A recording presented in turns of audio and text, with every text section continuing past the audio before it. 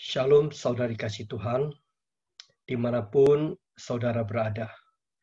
Untuk jemaatku GKI, Bahtera Surya Baru, saya senang untuk bertemu dengan kalian via rekaman ini. Saudari kasih Tuhan, saya ingin sharing sedikit mengenai covenant-nya Tuhan, perjanjian.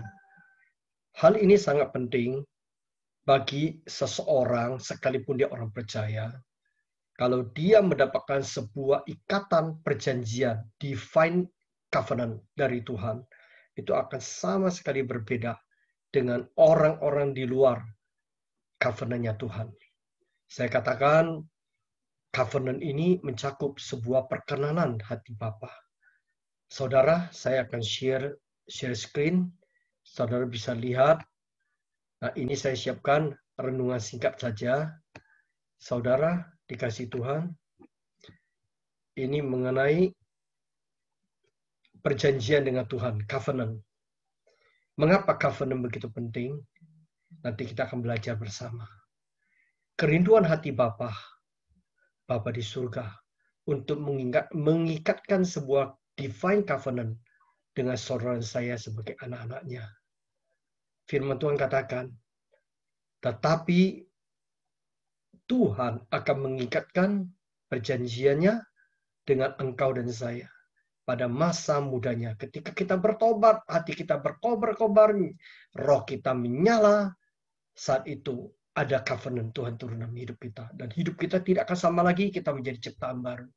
Dan lanjutkan, dan aku Tuhan akan meneguhkan bagimu perjanjian yang kekal.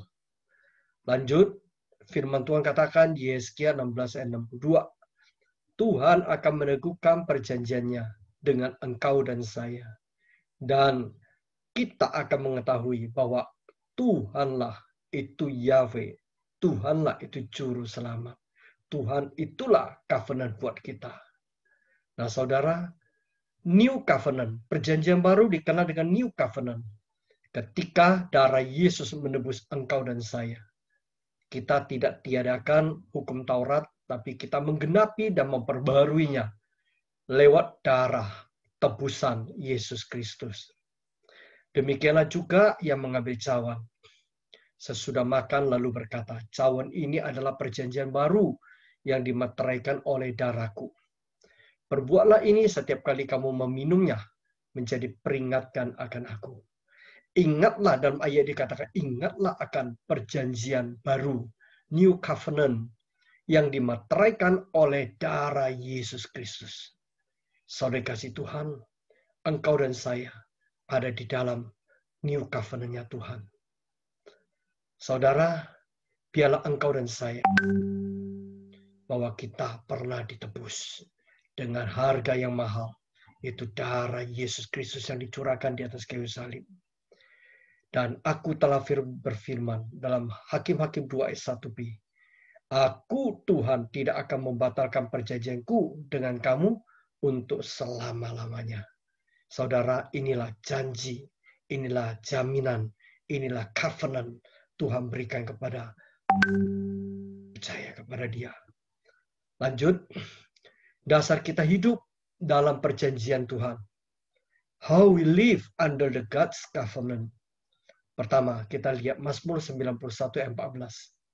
Sungguh hatinya melekat kepadaku, maka aku akan meluputkannya.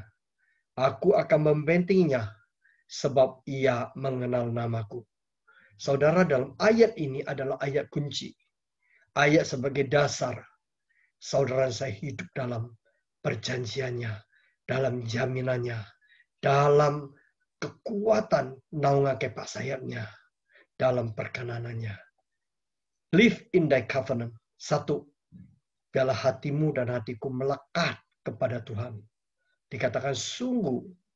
Sungguh artinya ada yang kurang sungguh, ada yang tidak sungguh. Tapi ini katakan sungguh hatinya, hatimu dan hatiku melekat kepada Tuhan. Yang kedua, sebab ia mengenal namaku. Orang percaya mengenal pribadi Tuhan. Itu berbicara tentang sebuah hubungan personal. Kita pribadi lepas pribadi. dengan pribadinya Tuhan. Banyak orang percaya, banyak teolog-teolog hanya mengenal Tuhan dengan akal budinya, dengan pengalaman-pengalaman masa lalunya. Tapi daily relationship tidak ada, udah hilang. Dikatakan hatinya sudah hambar dengan kasih Tuhan yang pernah dicurahkan, pernah dia ngecap, dia pernah ngalamin. Covenant Tuhan, kalau kita punya hidup dasar dalam perjanjian Tuhan, maka ini akan menjamin Mazmur 91 ayat 2 sampai 10 tergenapi. Kita sama-sama tahu inilah Mazmur 91 ayat pertama sampai ke 9. Oke, kita tetap akan diluputkan, kita akan dilindungi, kita akan betul-betul di dalam sebuah covenant, di ayat ke-7, ayat ke-6, terhadap penyakit sampar yang berjalan di dalam gelap, terhadap penyakit menular yang mengamuk di waktu petang, Tuhan akan luputkan kita. Amin. Saudari kasih Tuhan, inilah sedikit yang saya mau sharing agar supaya saudara paham, mengerti. Di bawah ini saudara saksikan ada sedikit saya potong dari seorang hamba Tuhan namanya Pastor Joshua Guana Tanjung. Cukup baik dia menguraikan mengenai covenant. Dan dia sampaikan ada contoh teman kita, rekan sekerja kita, bagaimana diluputkan sekalipun secara manusia mustahil. Oke, kita akan saksikan sama-sama sampai selesai ya, saudara ikutin. Tuhan Yesus memberkati. Amin, amin, amin. Saya gak percaya Mazmur 91 itu hanya orang yang memiliki perjanjian. Saya ingin tunjukkan nanti. Nah, perjanjian membuat mereka berbeda. Waktu penghakiman, ini jujur banget. Yeskel, lihat. Waktu penghakiman sudah jalan. Tuhan bilang, aku akan melenyapkan bukan orang fasik aja. Saya cek bahasa aslinya, sadik. Saya cek OJB, Jewish Bible dalam bahasa Ibrani tapi perjanjian baru. Lot orang benar, sadikin orang bijak, orang benar. Lewat. Jadi kalau saya ngomong orang fasik, orang benar, orang punya T. T itu apa? Tahu. Apa? Sing dikasih tahu. Don't touch it. Saya nggak ingin menghakimi yang lain, saya nggak ingin mengambil kesimpulan. Bisa cara Tuhan tuh. Tapi saya baru melihat kesetiaan Tuhan. Ibu Hari Ananda dan Ibu Pak Hari itu kena COVID. Masuk rumah sakit. Yang saya, Pak Harinya umur 85. Sudah level masuk rumah sakit. Jadi bukan UTG. Umur 85. Saya kontek-kontekan. Karena saya waktu itu saya bilang, saya percaya mama ini kekasih Tuhan. Saya minta biarlah, saya terus terang, saya tanda petik ini pribadi. Mohon maaf saudara, saya nggak terima gitu loh. Pak Pendeta mati itu, kena COVID. Tuhan, apa yang ngono? Saya bilang gitu. Saya nggak katakan yang mati karena COVID itu berdosa, tidak.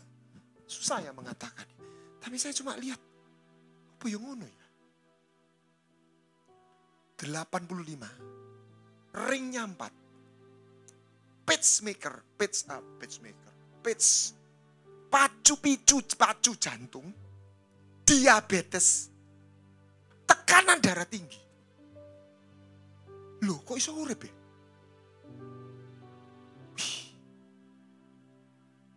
Gak mati ya? Saya sampai berbesmili saat itu. Kami sudah pulang, Pak. Tuhan meluputkan kami dari tangan maut COVID. Dia bisa lagi. Waktu saya ngomong perjanjian tuh gini. Saya ketemu Pak Roni Tirto. Dia seorang CEO, dia hamba Tuhan. Tim kita di Kudus. Bener, Pak. Kalau perusahaan besar atau rumah sakit itu bukan cuma langganan sama PLN. ada MOU. Jadilah hujan deres, lampu mati, dia gak mati, saudara. Halo?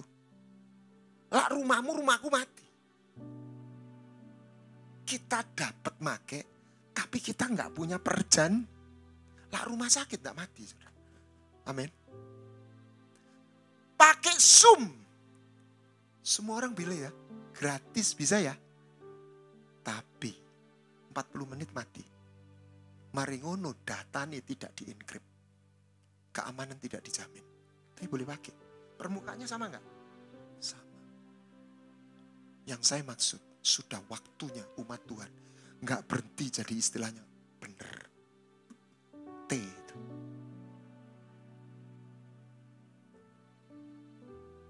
Tapi untuk masuk situ, Anda harus mau jadi korban sembelihan. Orang ini ada capnya. Don't touch it. Ikut dueku. Bukan orang benar tidak. Bukan berarti yang punya, yang ini punya, yang ini. Sebenarnya de jure-nya semua punya. De facto-nya, saya katakan, de jure-nya tetap. Sebetulnya sudah. Tapi realita itu hanya terjadi ketika orang pilihannya juga bersedia jadi korban sembelihan. Lihat. Ini saya dapat dari Bu Monika. Saya suka sekali. Waktu Musa membacakan kitab. Berarti firman ya. Ini Anda baca Keluaran pelan-pelan. Setelah itu dia memerciki darah pada mereka. Dan ayat berikutnya, maka apa? Mereka. Itulah waktu kita orang nikah itu apa? Yang terakhir itu apa? Pengantin wanitanya dia apa? Cadarnya dibuka. Tirai itu ketok. Tuhan itu tadi ketok. Ketika kita bersedia janjian sama dia. Jadian. Amin. Dia itu jadi ada. Bukan lagi doktrin. Amin. I give worship to your name. Nah, perjanjian ini bukan cinta umum. Ini cinta personal. Cinta umum itu belas kasihan. Anda dan saya tidak ditawari sebuah cinta umum sebenarnya.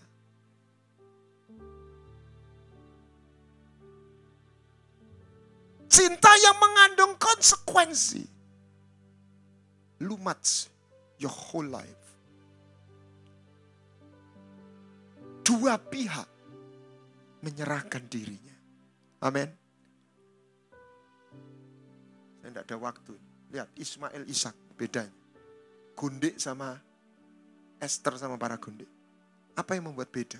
Covenant.